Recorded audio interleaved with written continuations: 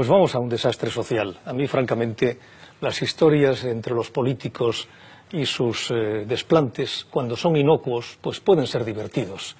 El ciudadano rufián, cuando se dedica a hacer el pensamiento Twitter, pues bueno, queda en una especie de inexistencia, electroencefalograma plano, problema ninguno. El problema es cuando todo eso afecta algo fundamental, que es la fractura social. Y una fractura social es una cosa extraordinariamente seria. Yo vengo del País Vasco y sé lo que es la fractura social. Y sé lo que es llamar a unos buenos nacionales, patriotas, y a otros malos patriotas. Todo eso lo he vivido. Y yo nunca imaginé que en Cataluña se podría producir. Aquí en Cataluña lo que siempre ha habido era opiniones distintas en algo que se llama un contexto social democrático. Y ahora lo que tenemos es la exclusión del otro, porque la verdad revelada está en ellos, y los demás venimos a ser una especie de raros bastardos. Aquí no va a haber terrorismo, de eso lo tengo yo, vamos, estoy absolutamente seguro. Puede haber puntos de violencia porque cretinos maximalistas los hay en todas partes. Pero el problema, yo repito... Y a tots costats. Claro, no, pero vamos a ver, el acoso lo estamos sufriendo nosotros, ¿eh? Esto hay que decirlo también, bueno, ¿eh? No es equivalente, ¿eh? No, perdóname. No, yo también. Yo también, ¿eh? Al que le señalan con el dedo, a los alcaldes a los que están señalando para que sean marcados, sí, a los concejales son los que son. Perdona, Javier, nosotros, yo estoy a favor de la independencia. Si quieres te enseño insultos en Twitter de independentistas. A ver quién la tiene más larga. No, perdóname, sí, el tema no es eso. El tema está en lo siguiente. Cuando yo decía fractura social, no significa fractura social con la barbarie que ocurrió en el País Vasco. Hablo de algo sociológicamente muy serio, que es la fractura, que es la existencia de dos comunidades, de dos partes de la misma comunidad. Señor Nar, usted parla de fractura. Está hablando de fractura. A mí de la cerveza me interesa lo que está debajo de la espuma. Así que si vemos la parte blanca, pensamos que la cerveza es blanca, no, la cerveza es amarilla, está debajo. Entonces, lo que es significativo es que aquí estamos hablando de metafísica, filosofía, estamos hablando de sentimientos, pero el pensamiento está ausente. Lo primero, y mira, hace unos días estuve con el secretario general de la UGT, Pepe Álvarez, aquí era Pep, allí es Pepe Álvarez, cosas de la vida, sí. Castellano parlante, castellano pensante, pero siempre que se producía aquí en Cataluña lo hacía en catalán, porque claro, esas cosas de la corrección política. Exactamente, bueno, y le pregunto, oye Pepe, me interesaría tener el informe que habréis hecho, porque tenéis un gabinete de estudios muy importante, sobre qué significará la independencia en Cataluña, para bien o para mal. Bueno, si mañana la SEAT se lleva un modelo de coche a Checoslovaquia, UGT y comisiones hacen un estudio de lo que significa para empresas auxiliares, el trabajo, lo normal. ¿Qué me dijo? No lo hemos hecho. Y yo digo, ¿cómo? La UGT no ha pensado, y comisiones igual, cuál es la consecuencia económica en la vida de los catalanes. No se lo ha planteado. Porque lo descartan. Bueno, perdón. No, hombre, no, porque hace tiempo no hacen nada. Déjame, comisiones obreras, madre mía. El problema fundamental no me acuerdo ni de ellos. Es que aquí se piensa que una vez que tengamos la independencia, los perros estarán atados con longanizas. Sí, y como dijo aquel filósofo de Pujols, iremos por el mundo, Francesc Pujols, no Jordi Pujol, Francesc Pujols dijo, y lo tendremos los catalanes todo pagado.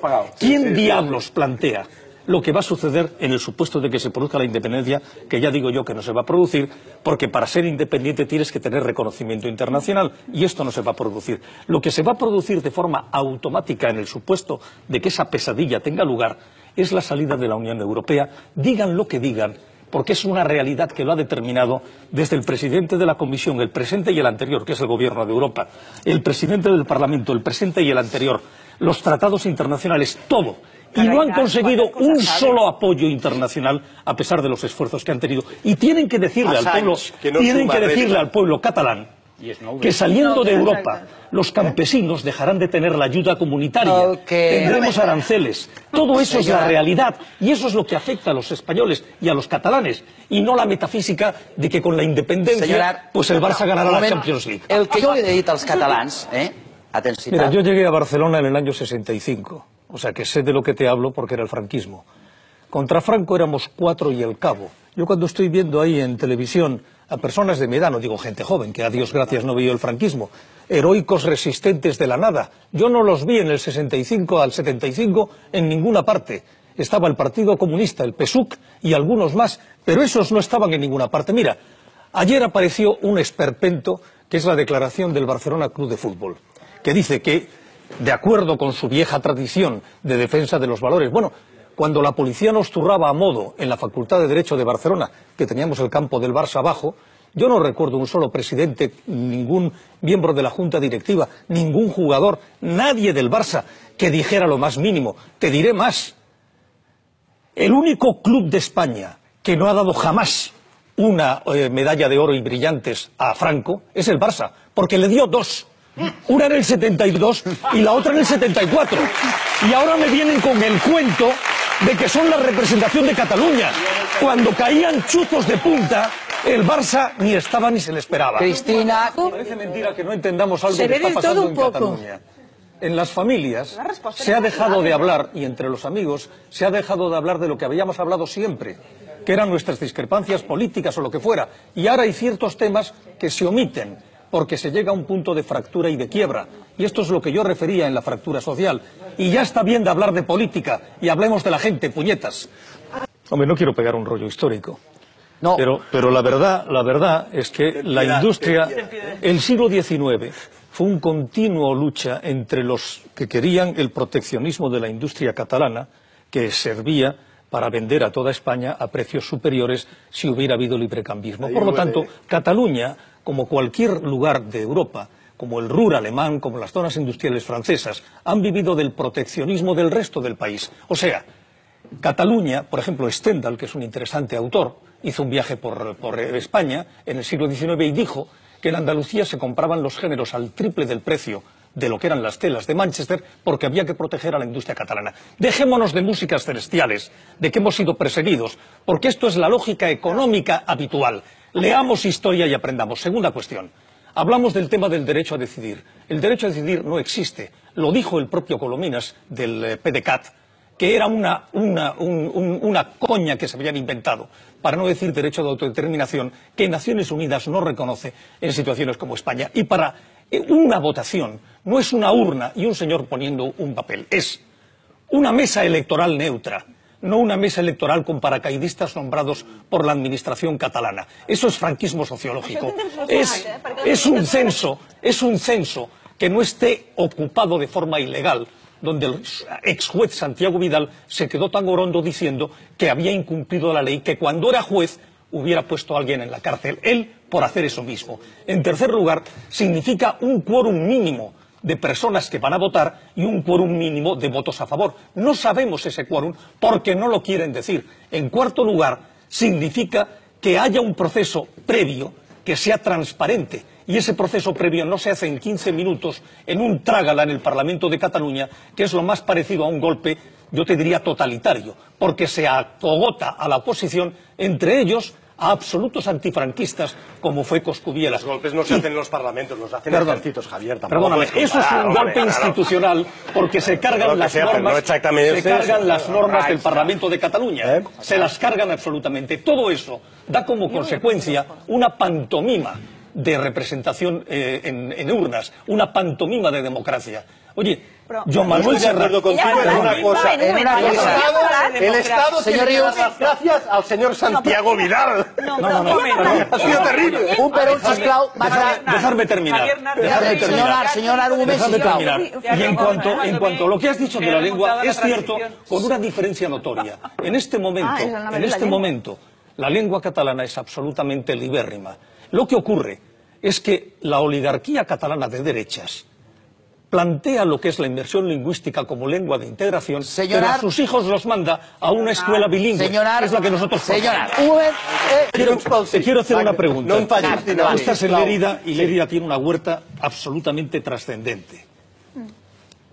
Se piensa por parte de los campesinos, de la gente que trabaja el campo en Lérida, que si existe la salida de Europa y en consecuencia van a dejar de recibir los fondos comunitarios?